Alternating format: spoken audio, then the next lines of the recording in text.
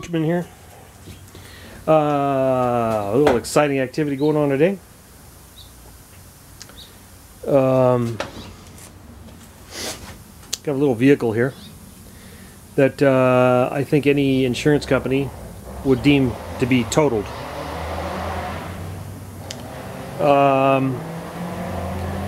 There's been a few of these that I was able to repair.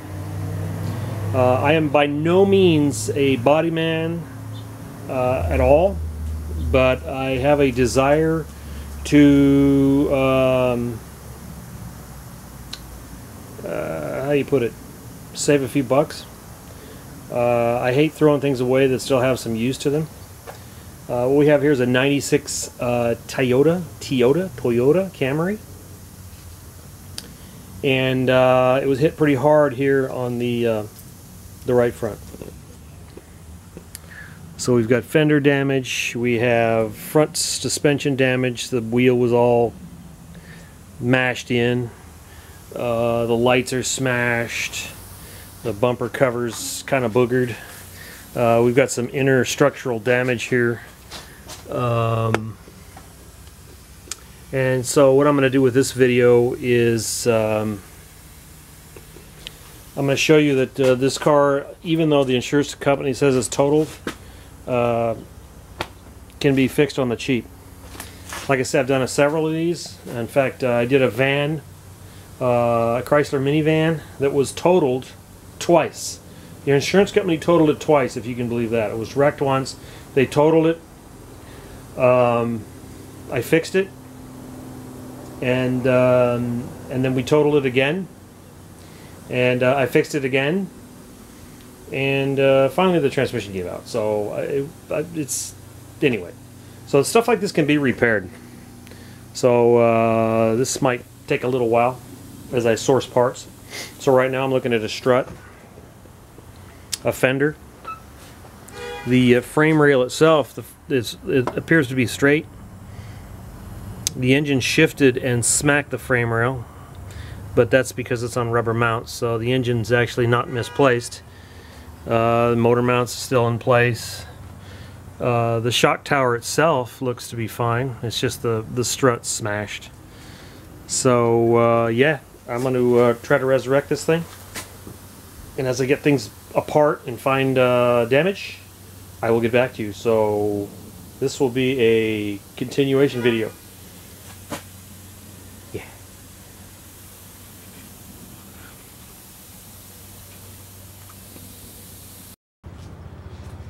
Hello! We're back with the body work deal. I've got the fender removed and the front fascia kind of hanging off there. Most of the structural damage is in this area here, so I believe I can pull that out. This is kind of tweaked a bit. I think I can straighten that out. But the good part about it is this shock tower and all this area here is straight for the most part. The fender, or the hood on the other side, the gap here with the fender and the hood is still good. So the hood itself didn't get shoved over.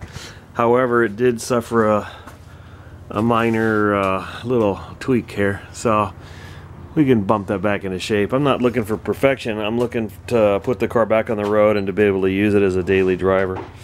So you know, I don't necessarily care about the looks of it. Hopefully I can find a fender that's the same color as the car. Otherwise it's just going to be in primer. So once I got the strut off, I noticed some damage here at the brake line. Got mashed. So I'm gonna have to pull that out. It goes over about midship there behind on the firewall. So I think I can just unscrew it from the junction, the union block there, and just replace that. Get it from a boneyard piece. The hose got damaged, so I'm gonna replace the hose. Otherwise, I wouldn't have that caliper hanging like that. The strut, you can see, took the major brunt of the impact. The spindle and the hub and all that should be fine. So I'm not gonna mess with that until I get it back together and see what it all looks like. The impact dislodged that CV joint, so I'm just gonna replace the axle. The tie rod looks straight. Control arm looks straight. Doesn't look like there was any impact damage to the K-frame. So I think all that's going to be usable. So yeah, I think I'll be able to piece this little pup back together. Oh, and the washer bottle suffered a catastrophic failure. So yeah, just pick up one of them. Some lights. So yeah, that's an update there. I gotta go shopping now, and we'll put this little creamery back together. And yeah, so I'll keep you updated. See ya, peeps. Continuing on Project Camry here. I've got everything stripped down. I got all my parts, fenders, and all my goodies here.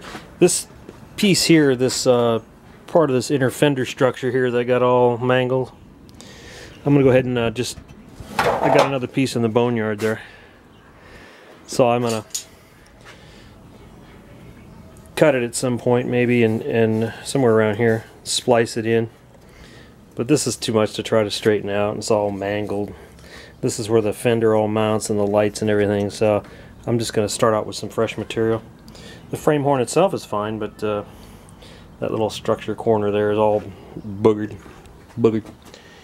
I don't know what I showed in one of the other videos, but the brake line, this brake line here, was pinched off. It got hit by the strut and it got pinched. So that's I replaced this metal line. It goes all the way to the junction block at the firewall. It was a little challenging, but it's doable. So yeah, got that changed out.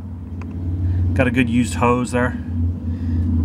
So now what I'm going to be working on is getting this axle out of here. Getting the axle. And once I get the axle out, I've got this strut, the boneyard strut in place here. It's back online. So once I get the axle, then I can put the hub, spindle, and all that stuff, and brakes. And yeah, put it back on its wheels. Then I start working on that corner structure. So yeah, that's where we're at currently on the Camry project.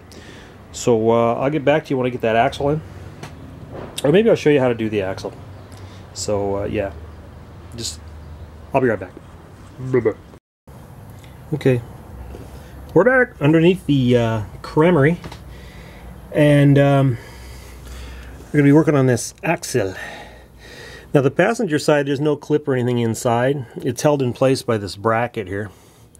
And there's supposed to be a lock bolt in that hole. Little, I think it's 8mm, 12mm headed lock bolt that locks that little, there's a carrier bearing there. And so that lock bolt's missing. So all you have to do now, let's see if I can do this one-handed, is there's a little spring-loaded, I don't know, C-clip, I guess you'd call it.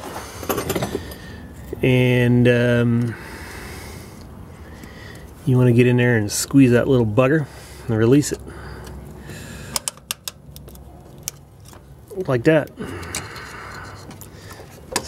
One-handed. They call me one-handed. I can do this one-handed. And so the axle will just slide right out. Hopefully I won't get any tranny fluid. Yeah, a little bit. There's a little bit, not much. And there's that little C-clip chingosy, and there's your carrier bearing there. So I'm gonna get back up, pull the axle out all the way. It's so hard to do. I need a camera, Max. You wanna be my camera pup, Max? You be my pup. You should be my camera pup. I'm trying to do this one-handed without getting my camera all greasy.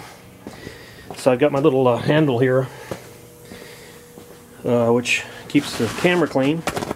Also keeps me from blocking the microphone, because some of my videos are like,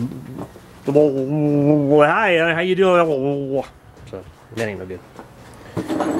Okay, let's get the Aquel out. The Aquel, as you can see, the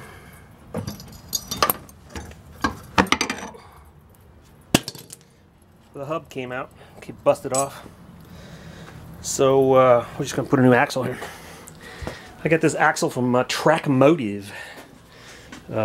Picked it up from Star Auto Parts, where I work, my place of employment. And let's see what this little puppy looks like. Yeah, it's packaged nice. It's got all these little protective doodads. This little protective doodad. Well, that tranny's leaking bad, but it's okay. It's okay. We can buy fluid. That's not a problem.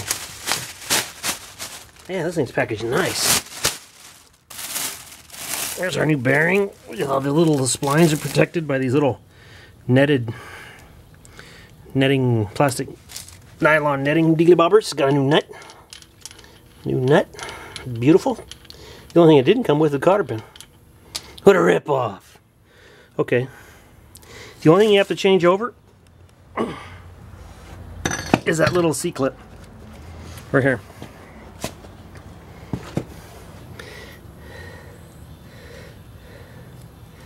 The C-clip, buddy. Right there.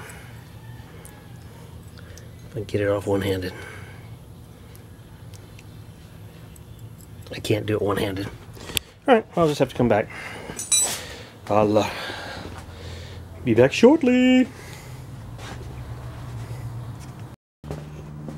Postman here. Okay, I left off at the axle, I believe. So what we've got here is we got the whole front suspension and everything back together again. And as it turned out, this spindle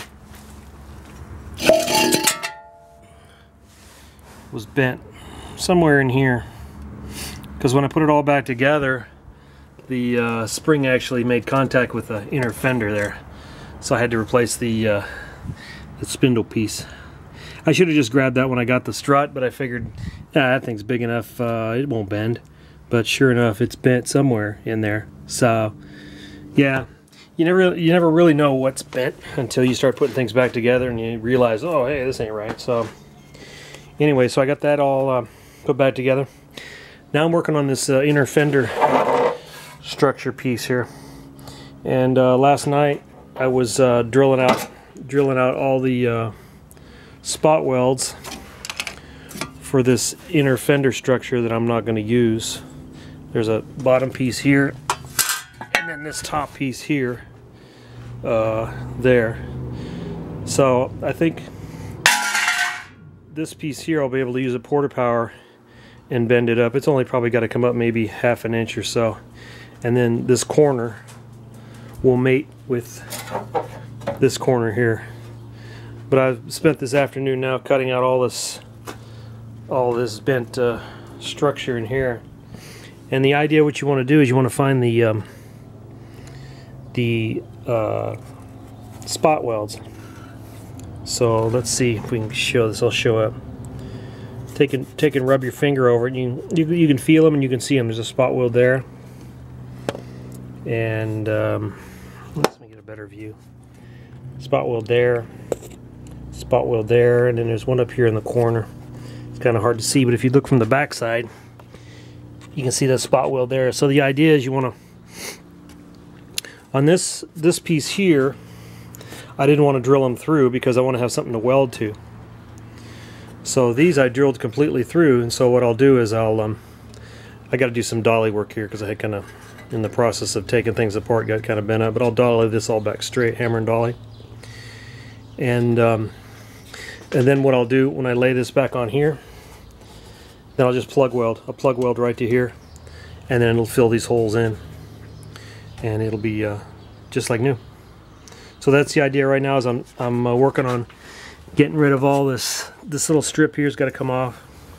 Edge here's got to come off. So there's spot welds underneath here that I got to weaken, and you just weaken them with a just an angle grinder, and then you can take a pair of side cutters like that, and basically just you basically just peel the stuff off like a can opener. Once you weaken those spot welds, they'll pop right off. So that's what I've been working on now. So hopefully we'll have this thing back online maybe midweek. I don't know.